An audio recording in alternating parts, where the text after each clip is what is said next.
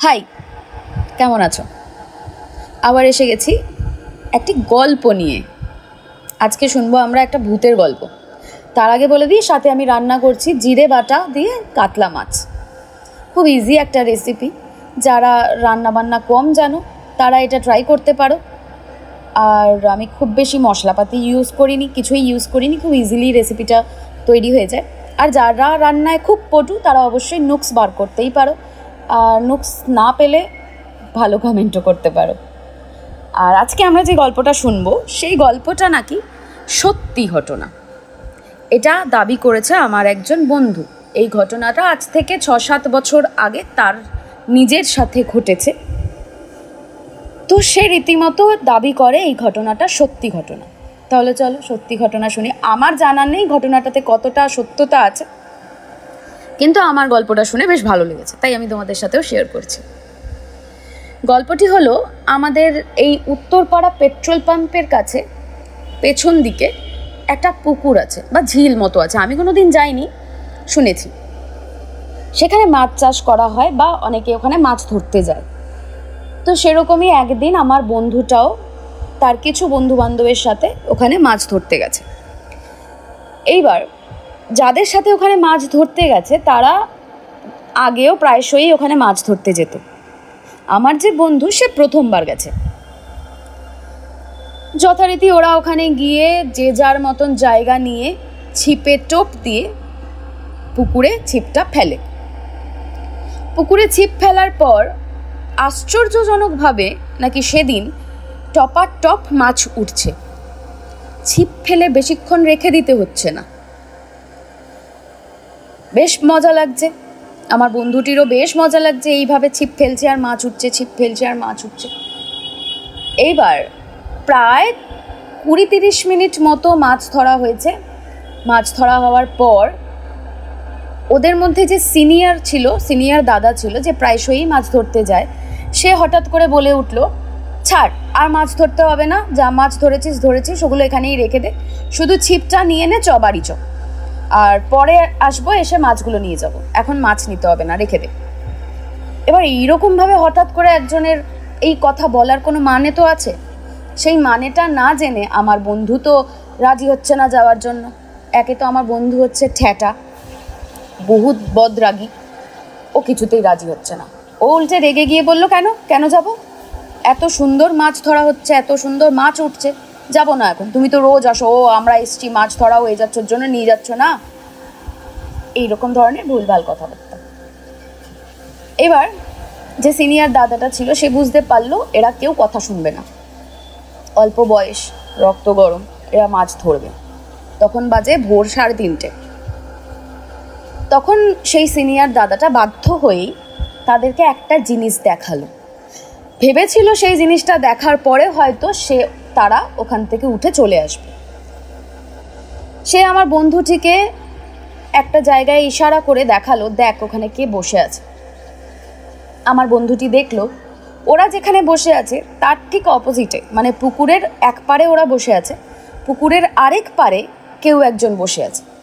বসে ওদের মাছ ধরা দেখছে আর মাছের দিকে এক দৃষ্টিতে তাকিয়ে আছে। চোখের পাতা ফেলছে না, এক চুল চোখ এদিক থেকে ওদিক নড়াচ্ছে না। আমার বন্ধুটি সেটা দেখলো। দেখার পর তার কোনো রকম অস্বাভাবিক রিয়াকশন ছিল না। সে নর্মাল রিয়াক্ট করে বলল, কি হয়েছে? কেউ একজন বসে আছে, হয়তো স্নান করবে। ভোরবেলা অনেকেই ওঠে না, উঠে স্নান করতে যায়, ফুল তুলতে যায়, এইসব করে, তো হয়তো ওরকমই কেউ একজন বসে আছে, মহিলা। তো কি হয়েছে? আমরা তো তাকে ডিস্টার্ব করছি না, আমরা তো এই পারে অনেক দূরে। তাহলে বলে আমার বন্ধুটি আবার মাছ ধরার দিকে কনসেন্ট্রেট করলো। এবার সিনিয়র দাদাটা বুঝতে পারলো এরা কেউ রাজি হচ্ছে না, সে পড়ে গেছে চাপে। সে রীতিমতো রেগে গেছে, ওদের সবাইকে বোঝানোর চেষ্টা করছে, কিছুতেই সে বুঝছে না। তারপর লাস্টে বাধ্য হয়ে সেই সিনিয়র দাদাটা একটা বিড়ি ধরিয়ে ছিপ হাতে নিয়ে চুপ করে বসে আছে আর গজগজ করে ওদেরকে বলেই যাচ্ছে, চল এখান থেকে, কিছুতেই যাচ্ছে না। এই ঘটনাটা ঘটার মুহূর্তের মধ্যে, মানে 5 থেকে 6 মিনিটের মধ্যে, সেই যে মহিলাটা পুকুরের ওপারে বসেছিল সেই মহিলাটা ওদের থেকে ঠিক 10 হাত দূরত্বে বসে আছে। আর সে মুহূর্তের মধ্যে ওখানে চলে এসেছে। আর এমন নয় পুকুরের এক পাশ থেকে জায়গা আছে, ওখানে কোনো জায়গাও নেই, ওদিকটা জঙ্গল, জলা জায়গা, সেখান থেকে হেঁটে কেউ আসতে পারবে না। হেঁটে আসতে গেলে একদম ওপার থেকে ঘুরে পেট্রোল পাম্প হয়ে আসতে হবে। এবার মুহূর্তের মধ্যে সেই মহিলা পুকুরের ওপার থেকে ওদের ঠিক 10 হাত দূরত্বে পাশে কি করে আসতে পারে? How is this possible? আমার বন্ধুটা যখন মাথা তুলে এই জিনিসটা দেখলো তখন ওর একটুখানি খটকা লেগেছে যে এত তাড়াতাড়ি কেউ কিভাবে ওখান থেকে এখানে চলে আসতে পারে জাদুর মতো। এইবার সে ভয় পেয়েছে।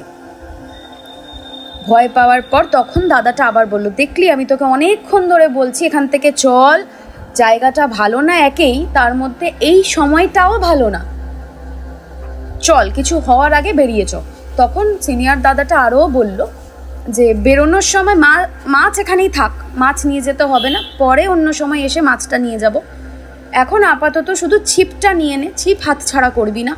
আর সঙ্গে সবাইকে সেই দাদা নিজের পকেট থেকে বের করে একটা করে বিড়ি দিয়েছে আর বলেছে এই বিড়িটাতে আগুন ধরা, আর যতক্ষণ না পেট্রোল পাম্প অবধি পৌঁছাচ্ছিস ততক্ষণ পর্যন্তই বিড়ি নিভতে দেওয়া যাবে না, নেভার পরিস্থিতিতে এলে আরেকটা বিড়ি ধরাবি, কোনোভাবেই বিড়ি নিভতে দেওয়া যাবে না।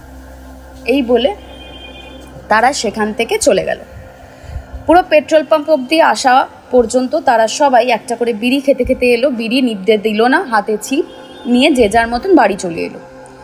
এবার আমার যে বন্ধুটি ছিল তার তো মনের ভেতরে প্রচুর কিউরিসিটি, সেটা কি ছিল, কেন সেই মহিলার জন্য আমাদেরকে মাছ ধরা বন্ধ করে চলে আসতে হলো, আর কি করেই বা সেই মহিলা পুকুরের ওপার থেকে এত কাছে চলে এলো মুহূর্তের মধ্যে, কে ছিল সে? তো সেই সময় তো তারা বাড়ি চলে এসেছে। তারপরে একটু বেলা করে সেই মাছ আনতে গেছে, মাছের ঝুড়ি আনতে গেছে। তখন আমার বন্ধুটিকেও নিয়ে গেছে সঙ্গে, ওকে দেখানোর জন্য যে কেন ওই সিনিয়র দাদাটা বারবার বারণ করছিল মাছ ধরতে আর ওখান থেকে চলে আসতে। ওরা ওখানে গিয়ে যা দেখলো তা দেখে একদম অবাক হয়ে গেল। ওরা সবাই মিলে অনেক মাছ ধরেছিল, একটা ঝুড়ি প্রায় হাফের মতন ভর্তি হয়ে গেছিল মাছে। তার মধ্যে কাতলা মাছও ছিল, রুই মাছও ছিল, চারা পোনাও ছিল।